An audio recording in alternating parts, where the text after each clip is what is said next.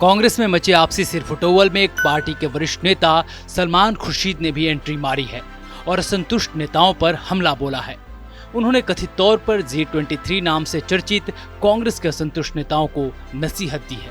खुर्शीद ने G23 नेताओं के नाम एक खुला पत्र लिखा है और पूछा है कि क्या वे पाला बदलने का विचार कर रहे हैं। जिस सीढ़ी पर चढ़कर वे जिंदगी के सबसे ऊंचे मुकाम पर पहुंचे हैं, क्या उसे गिराना सही है?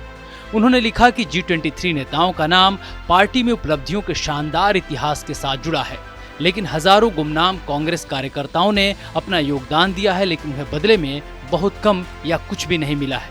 वे भी लोकतंत्र में भरोसा रखते हैं। सलमान खुर्शीद ने G23 नेताओं को पार्टी की मौजूदा स्थिति पर चिंतन करने की नसीहत दी है और साथ ही नए विकल्पों की तरफ नहीं जाने का सुझाव दिया है। उन्होंने कहा है कि असंतुष्ट नेताओं को सोचना होगा कि इतिहास उन्हें कैसे याद रखेगा।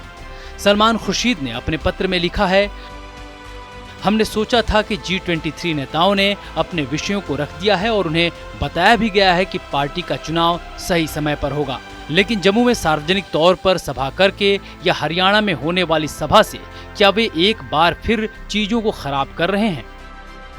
गौरतलब है कि पिछले कुछ दिनों में कांग्रेस के असंतुष्ट यानी कि G23 नेताओं ने कई मंचों से पार्टी की सार्वजनिक रूप से आलोचना की और लोकतांत्रिक और वैचारिक मूल्यों से समझौता करने का आरोप लगाया।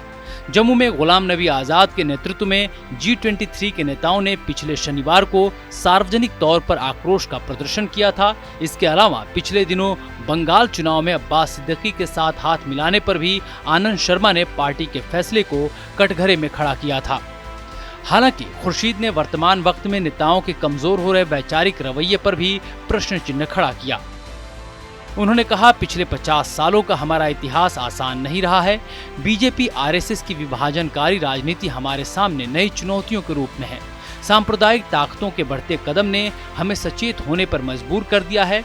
इसके परिणाम में हम अल्पसंख्यकों के बारे में बात करने से बचते हैं और बीजेपी द्वारा बड़े पैमाने पर इस्तेमाल किए जाने वाले बहुसंख्यकवादी सांस्कृतिक चिन्हों को सार्वजनिक रूप से प्रदर्शित करते हैं।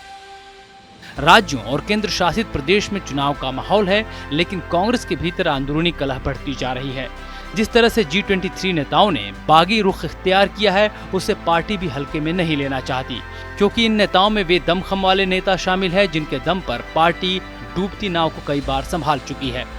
इस खबर पर क्या है आपकी राय? कमेंट सेक्शन में जरूर बताएं। बाकी खबरों के लिए देखते रहिए TV9 डिजिटल।